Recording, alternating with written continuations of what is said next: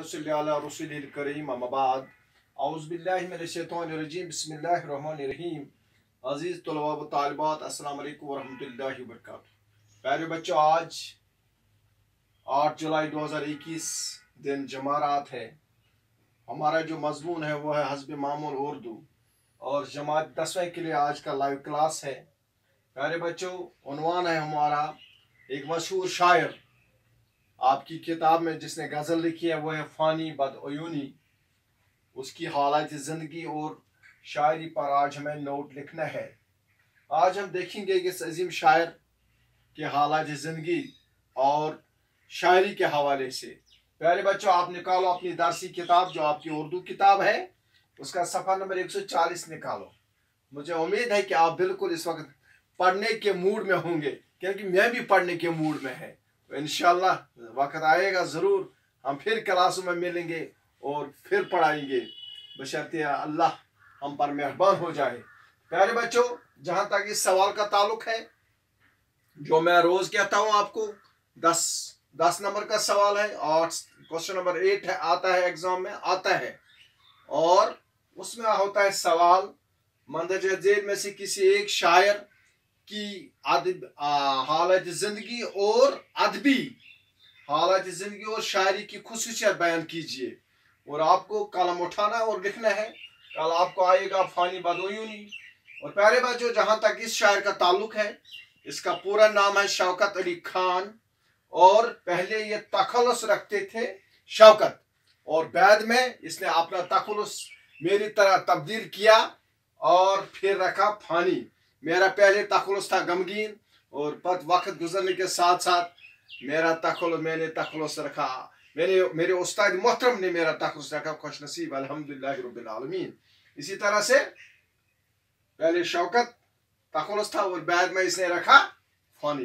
प्यारे बच्चों, फ़ानी जो है, इनका यौमी पैदाइश 13 सितंबर 1879 और ये कस्बा इस्लाम नगर ज़िले बदअयून, कस्बा इस्लाम नगर ज़िले बदअयून में पैदा हुए। और वालिद साहब का नाम था मोहम्मद शुजात अली खान।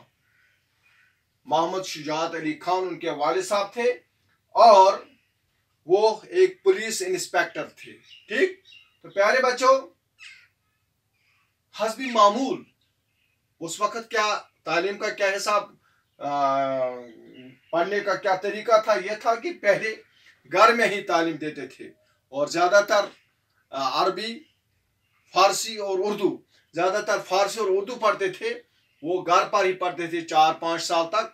उसके बाद 6 साल 7 साल के बच्चे को स्कूल में दर्ज करते थे। पहले बच्चों, ये जो अजीम शायर थे, ये 27 अगस्त 1941 ईस्वी को इस दुनिया से चले गए।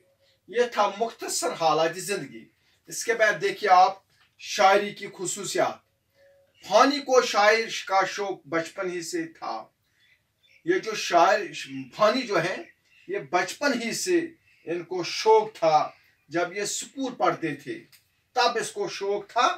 किसका शौक था? शायरी का। प्यारे बच्चों, वालिद शायरी के खिलाफ थे, इसलिए अक्सर छुप कर शायर कहते थे। जो इसके वालिद साहब थे, पुलिस इंस्पेक्टर थे, वो ये नहीं चाहते थे कि मेरा बेटा शायर बने, और लेकिन इसका शौक था, और ये चुपके चुपके से शायर कहते थे। और किसी उस्ताद से अपने कलाम पर वो चुपके से जाते थे एक उस्ताद के पास, जो उसको अपनी शायरी दिखाते थे, वो इसको इस्लाह करते थे, जहां इसको कमी पेशी थी उसको ठीक करते थे। और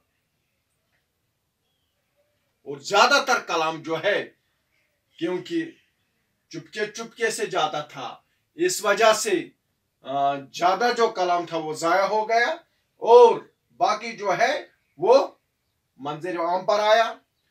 बाद में एक और मजमुआ और फ़ानियाती फ़ानी के नाम से मंजर पाया है, जो इसका मुकम्मल कलाम है। याद रखना, पूरा जो मजमुआ है शायरी का वो क्या है, और अरफानियाती फ़ानी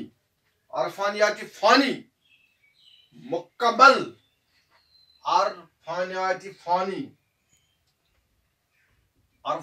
फ़ानी इनका शायरी का मजमू है जो शाया हुआ है। प्यारे बच्चों, फ़ानी का जो शुमार है वो उर्दू के आला दर्जा के मुमताज गजल गो शायरों में होता है। किसका? फ़ानी का। उनकी शायरी में आला दर्जे की फनकारी पाई जाती है। एहसास की शिद्दत, ख्याल की गहराई और दर्द अंगेज उनके इशार की। उनकी शायरी जो है उसमें एहसास था। एहसास था किसका था? इंसानियत का एहसास था। दर्द, वो उसमें दर्द, दूसरों की दर्द थी, चाहे उसके अहले अयाल थे, चाहे उसके दोस्त थे, अहबाब थे, रिश्तेदार थे, समाज था, और ख्याल की गहराई। और उसकी शायरी जो है उसमें ये सोच थी, एक सोच था। ये नहीं था कि वक्त गुजारी के लिए, नहीं, बल्कि एक सोच था, एक आइडियोलॉजी थी उसकी शायरी की। और क्या? और दूसरों का दर्द था जो उसने शायरी की। उसमें लोगों की, उसमें अपने वतन की दर्द थी, दर्द भरे इशार थे। प्यारे बच्चों, उन्होंने हुस्न इश्क का भी मौजू बनाया। इतना ही नहीं, बल्कि वो हुस्न इश्क की शायरी भी की। यानी उसकी शायरी में हुस्न बयान किया गया, इश्क बयान किया गया। अपने महबूब के लिए उसने बहुत सी गज़लें लिखी हैं। ये कोई छोटे शायर नहीं थे। और तसल्लुफ़ व मारिफत के मज़ाम भी लिखे, लेकिन उनका असल मौजू गम हयात है। प्यारे बच्चों, इसके अलावा उसने तसव्वुफ़ और मारिफत, ये बहुत बहुत बड़ा मौजू है। ये आम इंसान, आम शायर, तसव्वुफ़ और मारिफत जो मौजू है, ये कोई आम मसला नहीं है, ये कोई आम चीज नहीं है। ठीक है पैरों, ठीक हो बच्चों? ये वही करता है जिसको कनेक्ट होगा, जिसका कनेक्शन होगा ऊपर।